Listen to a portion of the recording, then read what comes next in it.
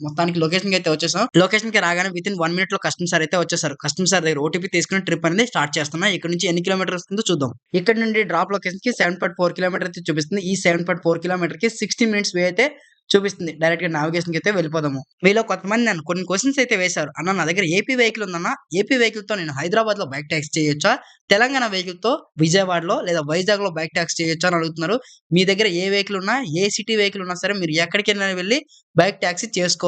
ఎలాంటి ప్రాబ్లమ్స్ అయితే లేవు. ఎందుకంటే ఇది చూడండి నాది తెలంగాణ వెహికల్. అయినా నేను విజయవాడలో బైక్ టాక్సీ చేస్తున్నాను. రేపెళ్లి వైజాగ్‌లో కూడా బైక్ టాక్సీ చేస్తాను. ఇలాంటి ప్రాబ్లమ్స్ అయితే లేవు. బైక్ టాక్సీ చేయాలంటే మన దగ్గర ఉండాల్సింది డ్రైవింగ్ లైసెన్స్, బైక్. సో ఈ 2 ఉంటే మనం ఈ బైక్ టాక్సీలో రిజిస్ట్రేషన్ అయిపోవచ్చు.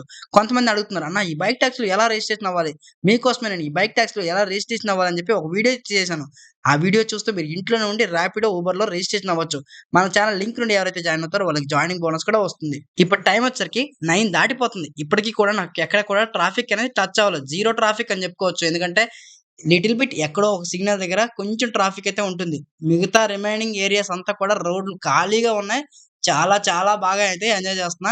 రైడ్స్ కూడా అంతంత మాత్రమే వస్తున్నాయి. అంత గొప్పగా రైడ్స్ అయితే రావట్లేదు. ట్రిప్ అనేది ఎండ్ చేస్తున్నా. లొకేషన్‌కి వచ్చాను కాబట్టి రూ. 61 అయితే బిల్ వచ్చింది. కస్టమర్ సార్ దగ్గర అమౌంట్ అయితే కలెక్ట్ చేసుకున్నా. ఏది రాపిడో వాలెట్‌కి రిసీవ్ చేసుకుంటున్నా. ఎందుకంటే రాపిడోలో వర్క్ చేసే కొద్దీ నెగెటివ్ బాలన్స్ అనేది పెరుగుతూ ఉంటుంది. నెగెటివ్ బాలన్స్ పెరిగితే ఇన్ సమ్ టైమ్స్ రైడ్స్ రాకపోవచ్చు కాబట్టి. ఆ రైడ్ ఫినిష్ చేసిన వెంటనే మళ్ళీ నెక్స్ట్ రైడ్ అయితే వచ్చేసింది. పికప్ లొకేషన్ చూస్తే ఇక్కడ నుంచి 1 కిలోమీటర్ అయితే చూపిస్తుంది. డైరెక్ట్‌గా నావిగేషన్‌కి అయితే వచ్చేసాను. ఎందుకంటే ఎక్కడ ట్రాఫిక్ అనేది టచ్ అవ్వలేదు. రోడ్లన్నీ ఖాళీగా ఉన్నాయి. కస్టమర్ సార్ దగ్గర ఓటీపీ తీసుకొని ట్రిప్ అనేది స్టార్ట్ చేద్దాం. కస్టమర్ పెట్టిన డ్రాప్ లొకేషన్‌కి వచ్చి ట్రిప్ అనేది ఎండ్ చేసిన 48 రూపీస్ అయితే వచ్చింది. కస్టమర్ సార్ దగ్గర 48 రూపీస్ అమౌంట్ కలెక్ట్ చేసిన వెంటనే ట్రిప్ అనేది ఎండ్ చేసిన. ట్రిప్ ఎండ్ చేసిన వెంటనే నెక్స్ట్ రైడ్ అయితే వచ్చేసింది. ఫైనల్లీ లొకేషన్‌కి అయితే వచ్చేసాను. కస్టమర్ సార్ దగ్గర ఓటీపీ తీసుకొని ట్రిప్ అనేది స్టార్ట్ చేద్దాం. ఈ ఎర్నింగ్స్ చాలా తక్కువగా ఉండడం వల్లే విజయవాడ, వైజాగ్ చాలా సిటీస్‌లో ధర్నాలైతే చేస్తున్నారు. ఎందుకంటే రేట్ కార్డ్ పెంచాలి అని చెప్పి. నిజంగా రేట్ కార్డ్ పెంచాలి భయ్యా. 10 కిలోమీటర్లు వెళ్తే కనీసం రూ. 80 నుంచి రూ. 90 రైడర్‌కి రాకపోతే ఇంక ఎందుకు? 10 కిలోమీటర్లు వెళ్తే ఎలా లేదన్నా సరే రూ. 30 పెట్రోల్ అయితే పోతుంది. 10 కిలోమీటర్లు వెళ్లి కస్టమర్‌ని డ్రాప్ చేస్తే అక్కడ రూ. 75 వచ్చిందంటే అందులో రూ. 15 కమిషన్ కట్ అవుతుంది. మనకు రూ. 30 పెట్రోల్ లాస్ అవుతుంది.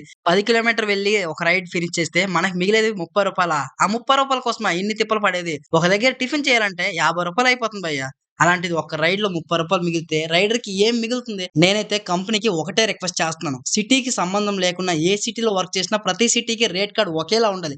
హైదరాబాద్‌లో బైక్ టాక్సీ చేస్తే కిలోమీటర్‌కి రూ. 8 నుంచి రూ. 10 ఎలా ఇస్తున్నారో విజయవాడ, వైజాగ్‌లో చేసే వాళ్ళకి కూడా కిలోమీటర్‌కి రూ. 8 నుంచి రూ. 10 ఇవ్వాలి. ఎందుకంటే ఏ సిటీలో బైక్ డ్రైవ్ చేసినా బైక్‌లో పెట్రోల్ అదే విధంగా పోతుంది కదా! రైడర్ కష్టపడితేనే కదా డబ్బులైతే ఇస్తున్నారు. ఫ్రీగా ఇవ్వట్లే కదా! అలాంటప్పుడు సిటీకి ఆ రేట్ కార్డ్ అనేది ఎందుకు అంత వరస్ట్‌గా ఇస్తున్నారు? ఇదొక అంతు చిక్కని ప్రశ్న నాకైతే.